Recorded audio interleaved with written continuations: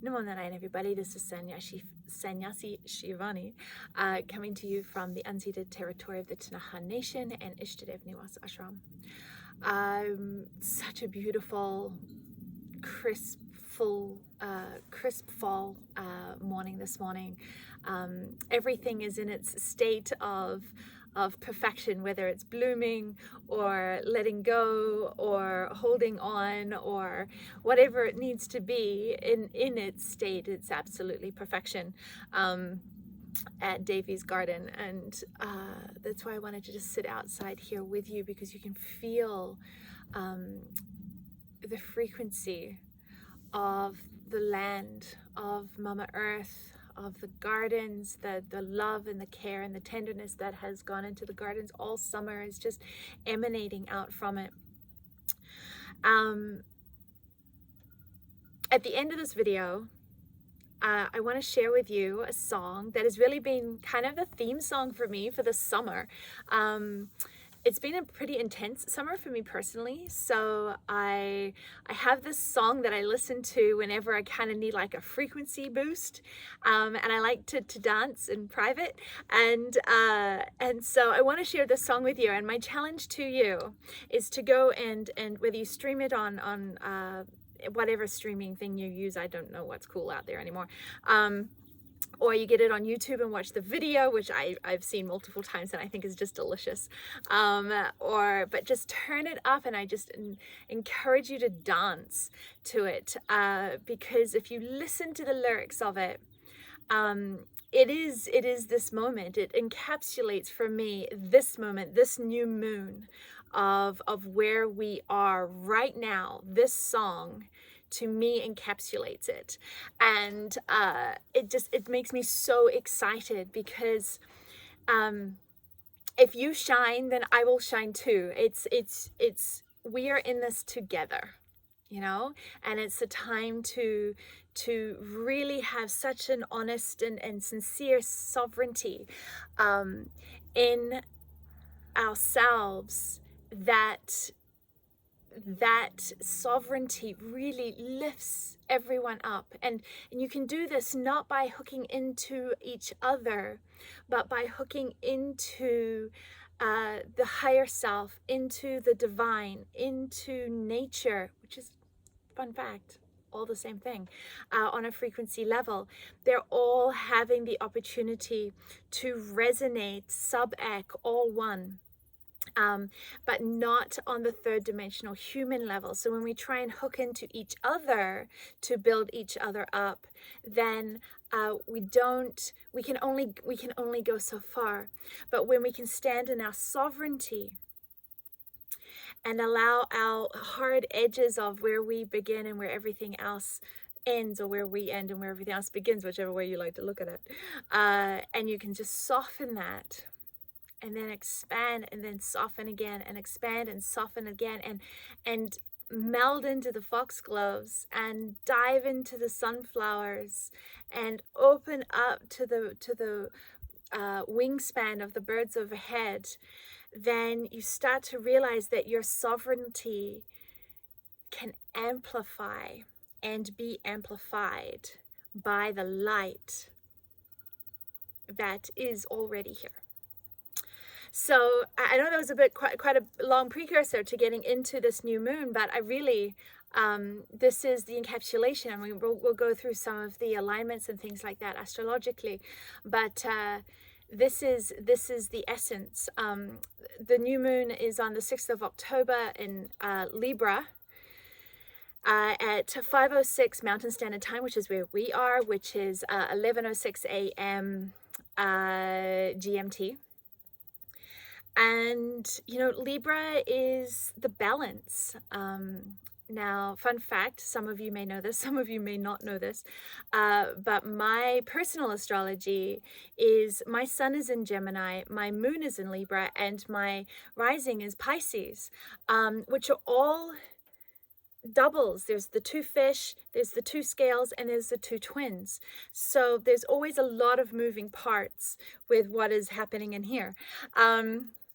And so with this new moon in Libra, we're really looking to see both internally and externally where is the balance. And of course, now externally is a mirror of what is happening internally. If you want something to change on the outside, change your frequency on the inside, change your orientation to your frequency on the inside. And this is the key, because trying to get things to change on the outside is like carving granite with a toothbrush. Okay, yeah, eventually in a million years you may get somewhere, but the fastest way is to change your frequency of what you're made up of, and that we do through the mind.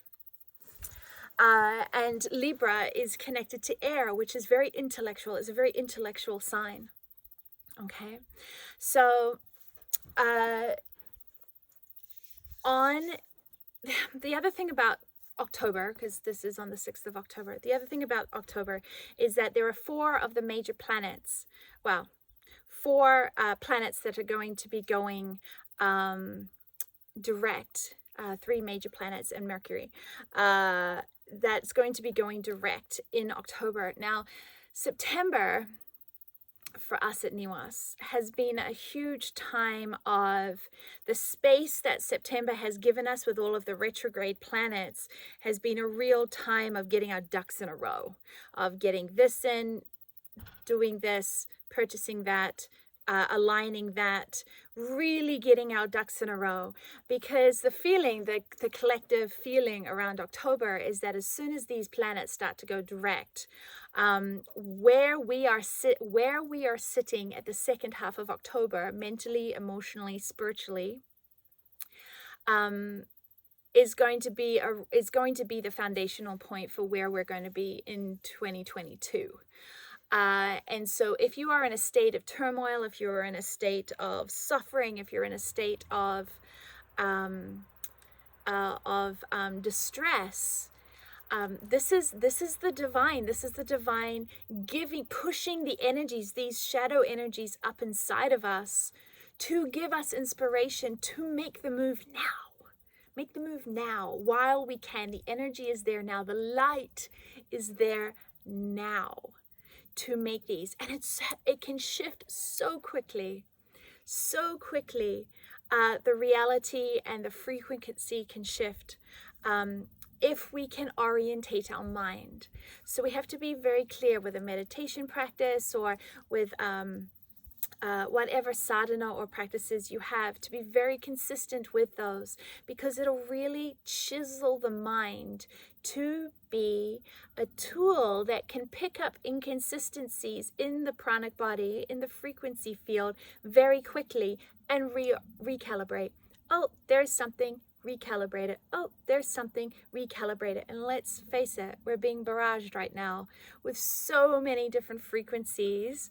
All the chaos is trying to calibrate and realign and break down and build up and stuff. And eye of the storm, baby.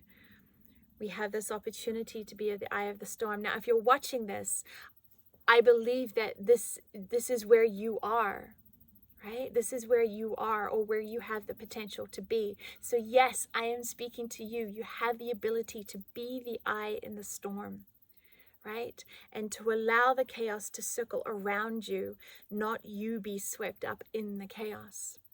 Because there's 2 different paradigms running right now. There's the 3rd dimensional paradigm, which rightfully is breaking down in many of its fundamental ways.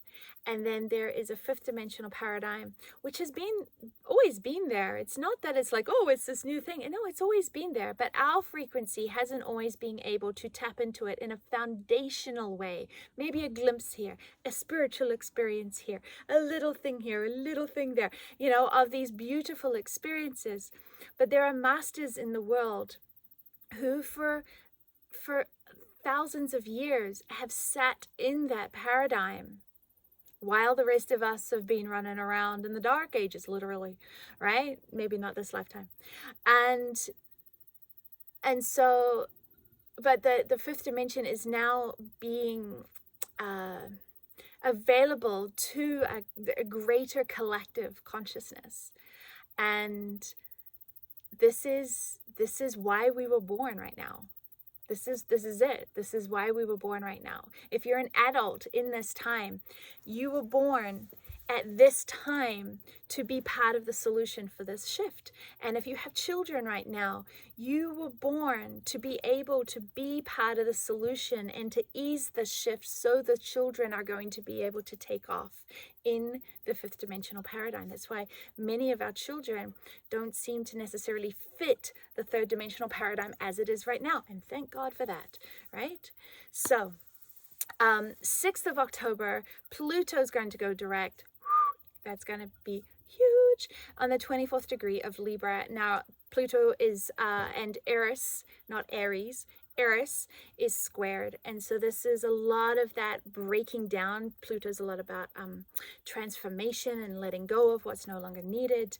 And Eris is all about fairness and justice. This is going to be a recurring echo through October of justice and letting go. Okay, 10th of October, Saturn goes direct on the 6th degrees and 52nd minute of Aquarius. Now, Saturn is the karmas, it's the old patterns that we need to learn. Okay, so the 10th of October, which is Thanksgiving in Canada, is very much going to be, have we graduated from the lessons? It's going to be a huge energy reality check, a huge shift in, yes, you've passed, move on to the next stage. No, you haven't. Boom, let's go. You have some time, but there's no mucking about. 17th of October, Jupiter is going to go direct on the 22nd degree of Aquarius, and the Sun is T-squared with Eris and Pluto. Now, Jupiter is Guru. Jupiter is benefic and it amplifies all things good, right? So we've got a reality check followed by some grace. Okay, so between the 10th and the 17th of October, do your work and grace will prevail. This is what I hold in my heart for prayer for everybody. Grace will prevail. And then on the 18th of October, Mercury, thank God, is going to go direct in the 10th degree of Libra. Now, what I think, and that's going to give us a lot of clarity. Now, what I feel is really interesting about this new moon is that on the new moon, you've got the moon, which is your internal world, which is in Libra. And of course, my moon is in Libra, so it could be a potentially fairly intense time. Mars is on one side, which is action and reaction and now and push. And Mercury in retrograde is on the other side of the moon. So you've got Mars, the moon, and Mercury. And so you've got one energy that's pushing for action, and you've got the other energy that's like, hold your horses. Now is not the time for action. Now is the time for contemplation, for fact gathering, to make sure we're actually on the same page. And how do you feel about these two different things? And I think that this alignment on the 5th to the 7th of October, especially seeing as it's going to be, this aspect is going to be opposite Chiron, I think is really important to slow down from the 5th to the 7th, to slow down, don't react, check in with how you're feeling, check in, is this an old pattern about how I'm feeling? Is there clarity there? Is there perception there? Or is there emotion there? Where am I feeling this from? And bounce it off, literally bouncing it off Chiron, of how does this pertain to the health of my relationships, the health of financially, my personal physical health. How does this create more balance? Because don't forget, Libra is all about balance. Something that somebody asked me recently, we were talking about in the third dimensional protests and things like that, and energy versus frequency. And so I wanted to just clarify a couple of terms, because as we move more and more into the fifth dimension, what we speak matters. the Vishuddhi chakra, the truth that comes through Vishuddhi chakra is the manifestation of the reality of Swadhisthana chakra, of the samskaras, or the impressions, the patterns that we are functioning from, right? So as we come into higher states of awareness and higher states of paradigms, what we're really talking about is our ability to manifest. And what you speak matters. So when you're talking about energy, the way that I feel about it, the way that I am interacting with these words right now, is that energy is what is emanating from you, okay? But frequency is the speed of the molecules to which you are perceiving reality. So there can be a lot of energy in something, but it can be of a very low frequency. Or there can be a very conserved energy in something, but a very high energy or a very low energy. They're not synonymous. So if you're talking about the energy of something, are you talking about the frequency of it, or are you talking about what is being projected into the world? Because to me, these are two different things. So you can go to a protest, but are you emanating, is your energy righteous and angry and indignant and victimed, and that energy is a very low vibration, and that energy is actually just amplifying the old systems, and that is going to create a lot of chaos and potentially violence. You can also go to a protest and stand in your sovereignty, stand in your clarity.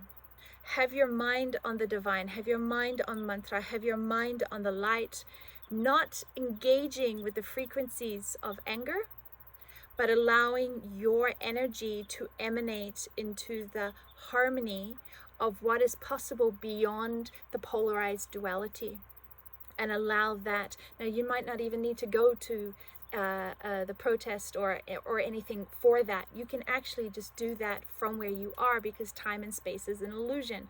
But if you're working at that level, then you don't physically need to necessarily go. Yeah? So frequency and energy, two different things. Let's get our terminology super clear about what we're speaking. Right now, we have an opportunity to exponentially, I love that word, Pam, thank you, exponentially raise the frequency of who we are, where we are, and what we are. And then what we do with that frequency is how we emanate our energy. Our energy goes into something, what we spend our time on, what we spend our money on, what we spend our energy on. That's energy. Yeah? So, the song that I want you to go and listen to right now, turn it up as loud as you can, embarrass your kids if you're in the car, like I do, and dance. Or dance if you're in the Southern Hemisphere, dance, okay, is Freedom by John Baptiste, okay?